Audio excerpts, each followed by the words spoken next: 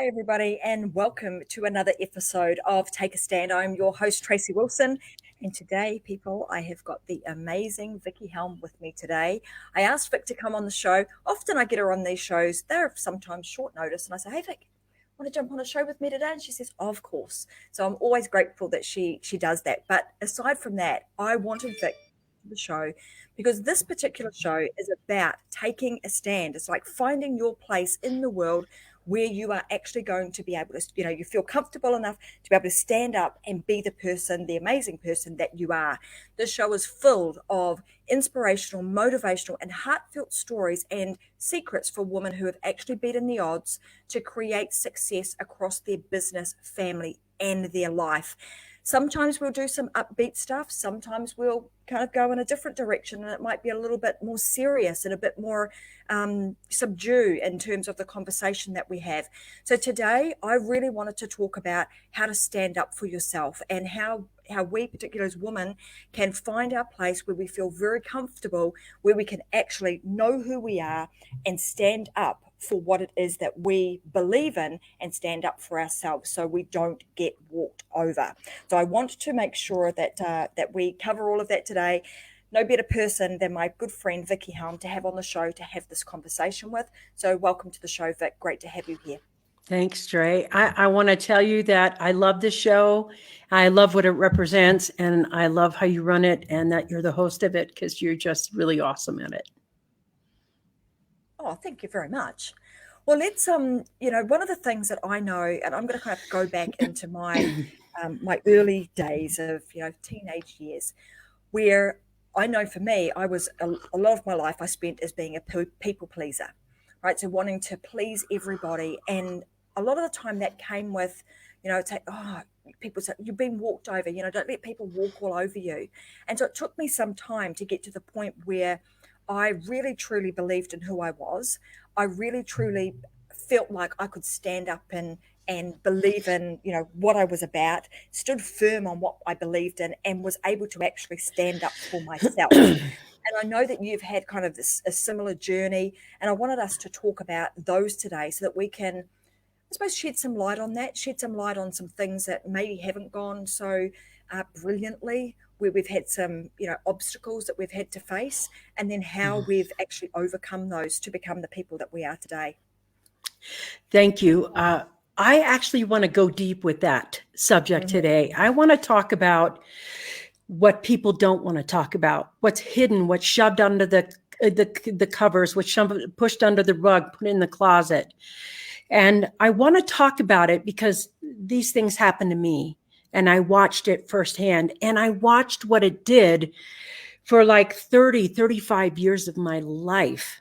And I want to make sure that when we take a stand from a level of authenticity about who I used to be and how I rose above that as well. Is that okay with you?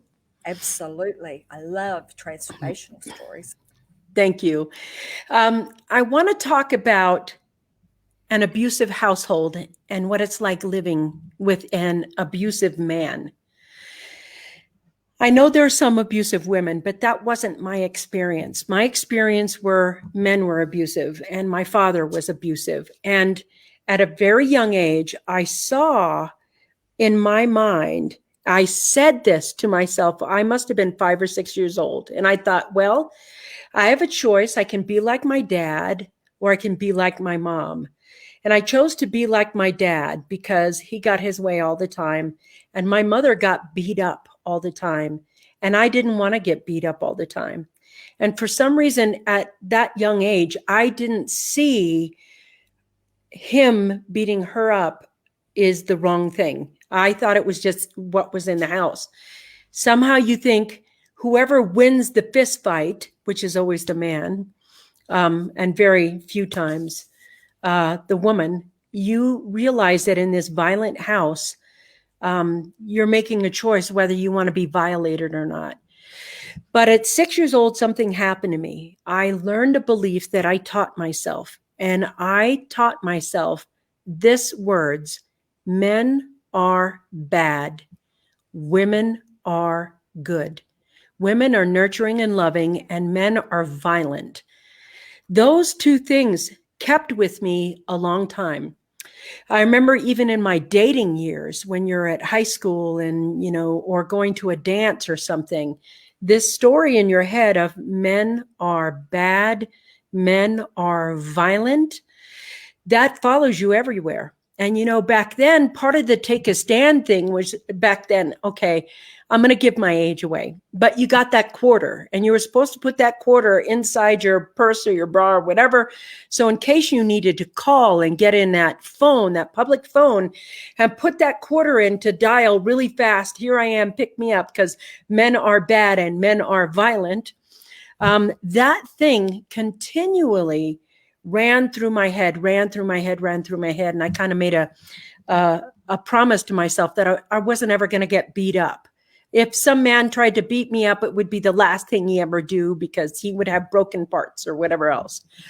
So what was interesting was that my father, who was violent to my mother, didn't want us to be in a violent situation. He really wanted us to know how to fight and how to take care of ourselves, because he was reinforcing men are violent, men are bad. So I grew up in my 30s, men are violent, men are bad, men are violent, men are bad. I remember thinking to myself, I haven't seen a good man ever, because that's what happens when men are violent and men are bad. It's the reverse also for, women are cheaters, women are, whatever you believe in that.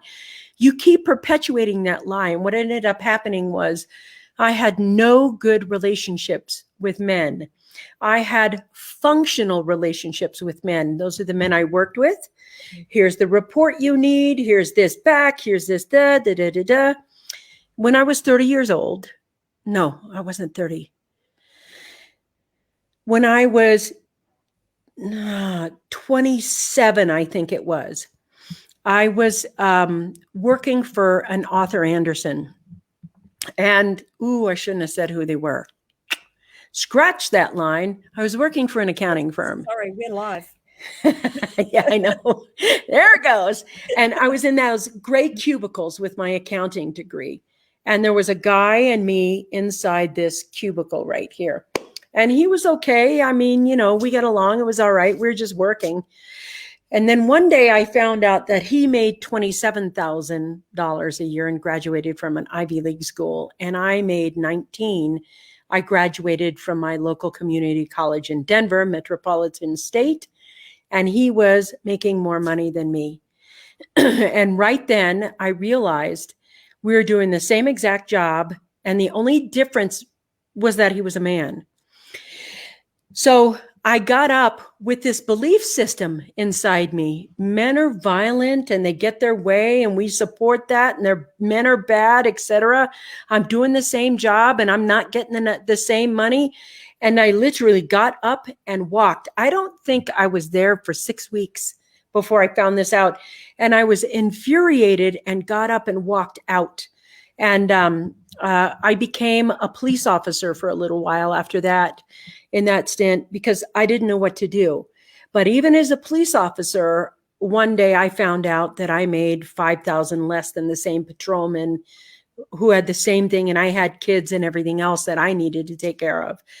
And I wasn't happy with that. No matter where I went, I kept blaming my situation on bad men, because there were no bad men. You see, the she myth, once it gets in you, you believe it, that it runs this silent sabotage in the back of your head. And you don't actually realize maybe it's you, or maybe you need to do something, or you just take this whole group of people and say, you're all bad just because you're men. Mm-hmm. And I know there are men that do that for women. Oh, women are bad or whatever.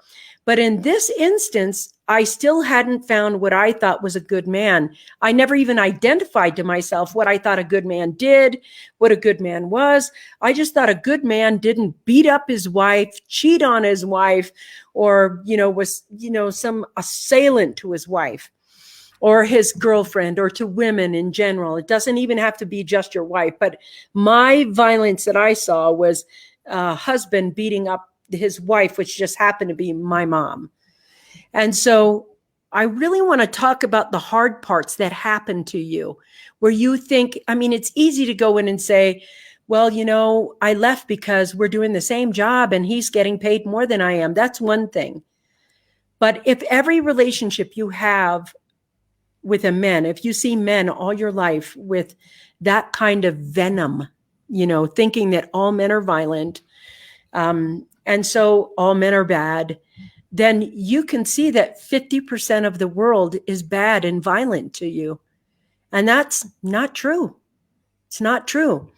And So go what I want ahead. to know, sorry, what I want to know with that, Vic, is when that happened, because obviously you grew up with that belief and that stayed with you for such a long time. Decades. Like what happened to change that belief? Like surely there was a That's where I was moment where you headed. were like, huh, great. That's where I was headed. One day I realized that I had this belief and I was kind of with my therapist and she said, great, we need to dissolve that belief. How are we going to do it? And I said, I don't know. I'm never going to be stronger than a man. So what was interesting was I felt helpless. I didn't know what to do because I felt helpless. There are women who are dependent on a man for money and women who are dependent on a man for protection, blah, blah, blah. She said, go take a karate class. And so I did. I went out and took a karate class until I could, and I was a cop. I was like, okay, I got my gun, I got my karate, doesn't matter. You will get near me and I will, that'll be it. But something happened to me when I took those classes and those gun classes. I think every woman needs to know how to fire a weapon if you live in the United States. In other countries, you don't have it. But there's something about not being afraid of it, not being afraid of what you see, being able to manage it and knowing you can handle it. That's what flipped the switch for me or flipped the script. Those are the things that happen. So what I realized in my life is there were going to never be any bad men ever again if I knew how. If I knew how to protect myself, if I knew how to do my own finances, if I knew how to make my own money, if I knew how to have good relationships, then when I met a man, I wouldn't need you ever. And if I wanted you in my life, then you could be in my life with me. And that's when things turned, where I suddenly had a male best friend in London. You guys know him. He was on the Coffee Break Show. Joel Young, my best male friend, and my second best male friend, John Williams, who you guys see every blue moon putting hearts and loves by. I absolutely love them. And of course, somebody would call during this time. I absolutely love them. And then my sister gave birth to men. And then, of course, there's a baby man. So you fall in love with the baby man. You're just all about, oh, men are great now. And that's how it flipped around for me. Tell me you're there. I'm going to just keep going until you get back on. There you are. Here I am. I think I lost you for a moment there. Yeah, it's okay. So that's how it flipped around for me. That's how I took care of the script. And one of the things that women can do to take a stand and is flip the script. Whatever you're afraid of, learn to do. Absolutely. I mean, I talk about this a lot in terms of like building your competence. And so, Yes. yeah, clearly with that story that you were talking about, it was like, okay, so I'm almost, you're afraid of men, right? It was like this fear of men are bad. So therefore I'm not going to put myself in a situation where they can harm me. So what do I do if they were going to harm me? Well, I'm going to go and, arm myself so that I can actually stick up for myself. I'll either chop their legs off with my karate chop, or, you're going to get a bullet somewhere that you might not want one. And, here in Australia, we don't have, we don't have gun laws. We just don't have that, those here. So, that sort of opportunity, and I suppose the way in which you dealt with that at that time was to prepare yourself so that if ever you were faced with that situation, it wouldn't be a problem because you knew how to deal with it. You knew how to, what to do and how to look after yourself so that you couldn't be harmed, because that was what you had seen time and time and time again, which reinforced that message of men are bad. I mean, Hmm. thankfully, we now know that that's not the case, right? No, I have a lot of, Time is, there's so many men I love and want to thank. And I especially want to thank the men that let me, JT and Isaac and a couple of the men out there that have stood by me and let me ask all the questions. You see, I grew up in a household. There was my dad, but we had all daughters. There were just girls. I didn't have like that brother or other brothers, so you could punch them in uh-huh. the arm and talk about it.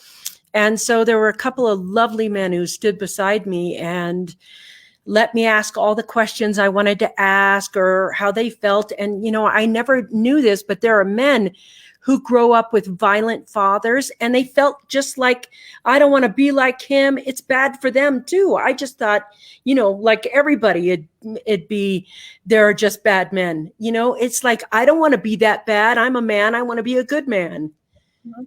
Well, yeah, because that was your experience. That's what you Hmm. lived. And so Yeah. often when we live that and that's the experience that we have, we don't know any different to that. So we think that is, that is your world. That is all of the Yeah. world. And it's not until you sort of, you get a little bit older, you start to, you navigated Yeah. things and got yourself to a point where, oh, hang on a minute.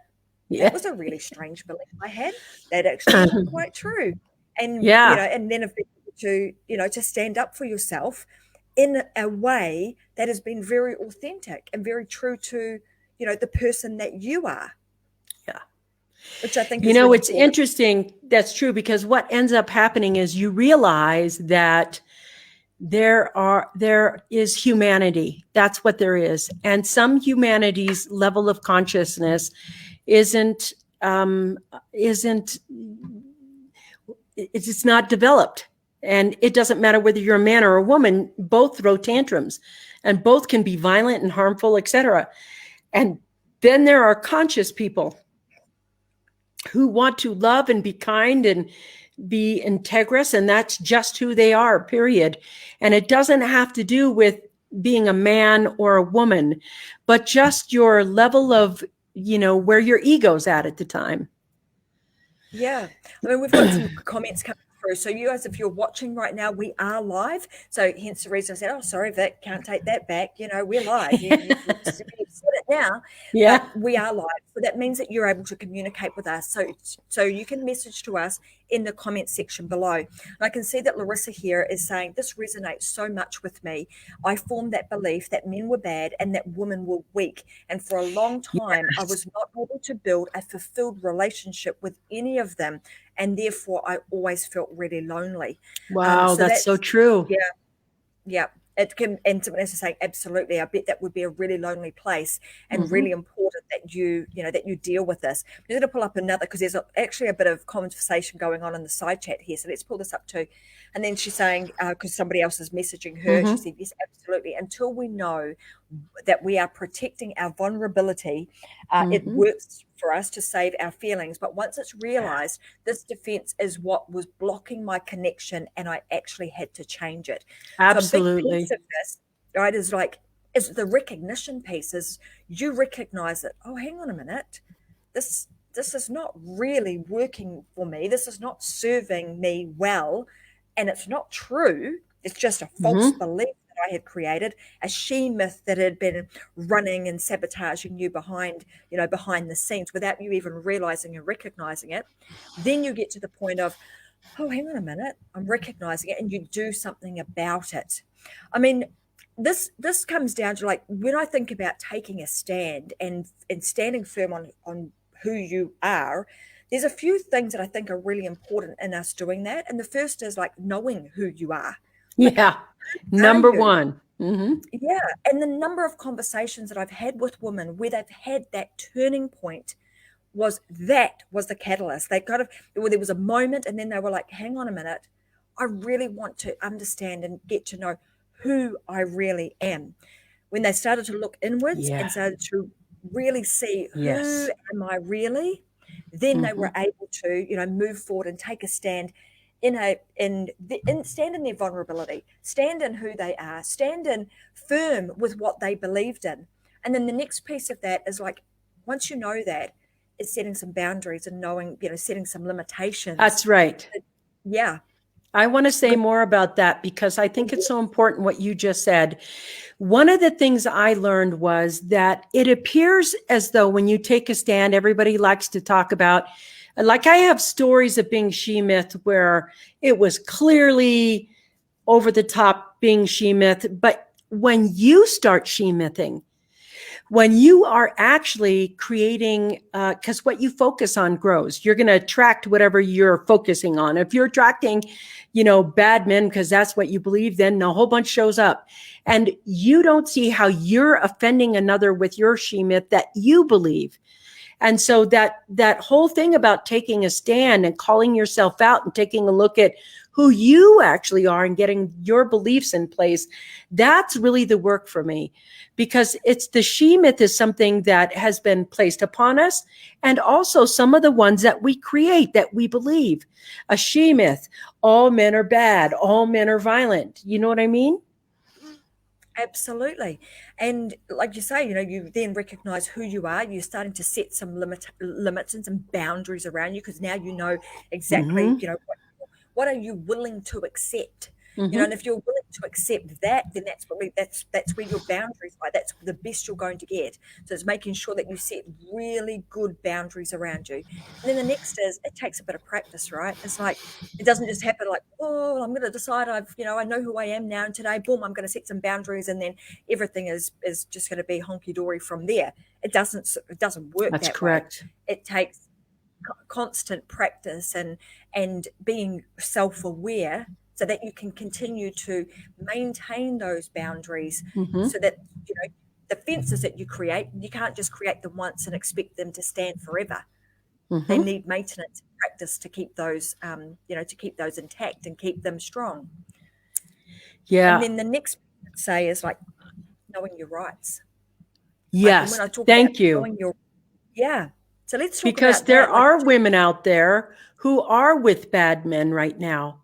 And mhm, what she's talking about, knowing your rights, I want to speak to those women who are, in those abusive situations right now, and you're forgiving him, or, you're forgiving his behavior, etc. If he hasn't changed yet, he's not going to. Just like you, if you haven't changed yet, your opinion about something, he's not going to. And I want to let you know something. You need to get to a safe place. If you're in an abusive situation right now, maybe, I don't know when you're hearing this. I don't know when it's coming out. I don't know if it's tomorrow or right now you're listening, or next year, or you've happened to find this video. Whatever you're doing right now, the number one thing you need to do is just find a place to be safe, any safe house, anything like that. Then the second thing is, you got to know kind of what your rights are right now. You got to know what it is in your country about that, so that you can be safe and get the right things in order for that. And then you want to ask yourself, if you're in the situation and unwilling to leave, what your belief is and why you are participating in your own she-myth. That's super important to understand. And I get that she-myths happen to us, but we take those she-myths and we run with them. I did this, men are bad, for decades, and it slowed my success, slowed my progress, slowed everything down, because I was always suspicious of a man. Always. First thing, hi, I'm suspicious of you. And mm, that is like, that it's unfair. And I know that um, a lot of perception is that men have the advantage over women. And in some countries, that's still true. That's law. But in Western countries, you can get yourself out, make your own money. You can set yourself free. You never have to go being back to whatever you believed before. yeah. I mean, one of the things that when we wrote the book, Vic, and we were talking about, the book is called The She Myth. So those of you who are watching, Vicky and I co-authored a book, and it's gone to, it's a #1 best-selling book, and you can get your hands on it. I'll tell you where you can get that in a moment, but it's called The She Myth. And as we were writing that, we were talking about all the she myths, all the things that happen to women, the things that you take on board as a belief, like Vicky did, all men are bad, and how long we carry that for with us to a point where we Yeah. like, cannot carry this any longer. We layer them on, layer them on, layer them on. And like she said, it starts to slow you down. It impacts your ability to be successful in your family, in your business, or even in your life. So we need to recognize those and then understand what it is that we need to do to be able to move forward and release ourselves from a lot of those burdens. The other thing that I'm going to say is that when we started writing that book, I got a lot of questions about, is that a woman's book? Is it, you burn the bras and all that sort of stuff? I was like, definitely, it's a book for women, but it's not about that, and we're certainly not about that. We're about collaboration, and lucky enough, Vicky has carried on her life and has realized actually, there's a lot Men are of good great. men out there, and lucky for me, I've had a lot of amazing men who have been really awesome role models in my life, but equally, I've also seen the flip side of that too. I've seen the violence, I've seen, the abuse and all those things, and they don't just stop with, like, when you know your rights. The thing I wanted to talk about here was more about, respect.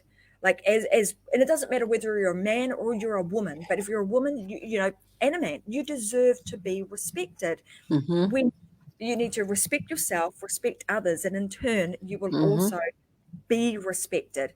But when you are respected, you then start to, when you give respect and you see respect, you start to identify the, Yeah. the things that you want in your life and the things that you don't want in your life. And when you Yes. recognize when your mum was being, disrespected because she was being beat and being, pushed down as a woman and told she's not, not worthy and not good enough. I mean, they were all forms of disrespect. And so the big thing in here, we talked about knowing who you are, setting your limits, practicing this constantly, but then knowing your rights. And the big one here, like I said, is about respect. Knowing that you have the right to be respected, and you should be, Yes. want to give that in turn, so that you're also respecting others. And that process in itself, just that simple process there, will help you to stand up, and then stand Mm-hmm. firm as to who you are. And then you can start Mm-hmm. making the steps to start standing out in Yes. whatever industry or whatever it is that you are doing, and become the role model and Yeah. a beacon of light for others. Absolutely. That's the beauty of what we do here when people are on the Take a Stand show. That's the whole beacon of light. I mean, I got to say, Tracy, the thing I like about your show is that, what is it I just read? And it's perfect. It's like a lighthouse doesn't try to go find the boats that need to come to shore. It stands right there and it shines its beacon of light so the boats out there know where to come to. And that's your show. It's the lighthouse of, okay, I want something different in my life. I want to feel something and be something different. I want to make an impact. I want to make a difference in the world. I want to get my message out. I want to be who I am authentically. And there you are, that beacon right here. Just come over here and, get into this safe harbor. And when you're in this safe harbor, I want you to know you're welcome, you're loved, your message is appreciated, you're appreciated. And you just do that so often for everyone. And I've been watching all these boats coming into your harbor and feeling like I have a voice. I have a place that understands me. I have a place where I can transform and come out stronger, better. And this is something. Well, I like seeing that book. Best book I've read lately. Thank you, Larissa. That's really a nice compliment. But that's the whole point of being a lighthouse right now. And I want to let everyone know out there that, Everyone gets off course. I just want you to look up, see the lighthouse, and go towards that lighthouse right now. Get in the bay of where Tracy is and what she does with her shows and these things right here, and come and join us, because it helped me especially to unite the separation I formed between being a businesswoman and being a healer. Amen. Me too. Larissa, we have that very much in common. There's a lot of conscious business people that are here. And once you know how to free yourself, you're forever free. Yeah. Once you know how to free yourself, it only takes once. Like, you learn to cook once. Here's how you make eggs and toast, and you can make eggs and toast for the rest of your life. Well, to learn how to be financially free, to learn how to get rid of the she myth, to learn to take a stand in your life and have a boundary about how you want to be treated, and building a life you love. If you sail into this harbor here, you're going to find out how to build a life you love, what's not to like. And so I think for me, one of the greatest things that I got was that men and women both act accordingly. But right now, I think there is this message in the world where men and women are working together to partner together to rebuild, rethink, reimagine, and redefine women in business, men in business, homes and families, success in children, and life. And that's everything you teach. That message there, that just puts the hugest, smile on my face, because that is what it's about. It's about, if we can create that, I just Mm-hmm. know, I just imagine the type of world that we'll have, and Yes. how successful people can be when we embrace both of those. So Mm-hmm. you've sort of messaged to, or given everybody a segue in to something that we've got coming up. So I wanted to let you guys know, Vickie mentioned this, that, if you continue to follow me, you're kind of going to learn how to combine the things that you love with the messages that you have with profitable business. And that is what I do. And part of taking a stand is about you stepping up and being ready to share your message and being ready to impact other people in the world. And if that's something that's kind of like burning inside of you, I want to tell you that you want to continue to follow, because we've got something pretty special coming out in the next little while. Oh, yeah. In about the next 2 weeks, there's a brand new program that we're bringing out that's absolutely going to take you through that process. We've been testing this with or running people through a program that we've been doing over the last 6 weeks, and the results they've been getting have been phenomenal. They've been amazing. So we're about to open the gates, so to speak, for our next lot of students to come inside of that program. We will teach you all of the things that we've been talking about on the show today, in particular, how to take a stand. So that being said, continue to follow. We'll be back again next week with another episode of Take a Stand, 10 a.m. Brisbane time, my Thursday. I think, what time is that for you, Vic, in Mountain Time? 5 o'clock. 5 o'clock. So 5 o'clock in Yeah, Mountain. 7 p.m. Eastern, 4 p.m. Western US. I've got this Aussie accent that's sort of slowly becoming very kind of Kiwi, Aussie, American, kind of like. I'm hearing some of the words come out a little American. That being said, I hope you guys enjoy the mishmash of accent coming at you. But anyway, I want to tell you guys that we'll be back again next week. I'll be here with another amazing guest. We'll be talking more, sharing more inspirational stories, giving you some motivation, sometimes sharing something that might be a little heartfelt, that might even make you cry from time to time, but also a lot of secrets as to how these women have actually stood up for themselves. They've taken a stand, they've stood firm, and now they're starting to stand out within their business, their family, and their life, because I believe that all three of those go together. We can't compartmentalize them. You bring all of you to the table, then you hang around, you continue to watch the Take a Stand show. But for now, everybody, I want to say thank you very much for joining us. I'm Tracy Wilson, the host, and my co-host for today is Vickie Helm. And as you know, Vic and I have written the book, The She Myth. If you want to get your hands on a copy of it, head on over to Amazon.com in America, Amazon.com.au in Australia, and just type in The She Myth, and you will find the book. go ahead and buy it, and you'll hear some of the things that we've spoken about today. It also gives you a whole lot of strategies and business acumen that you can find also inside of that book, so you can start living the life just the way that you want to live it. So I'm going to say thank you very much for joining, and bye for now. See you guys.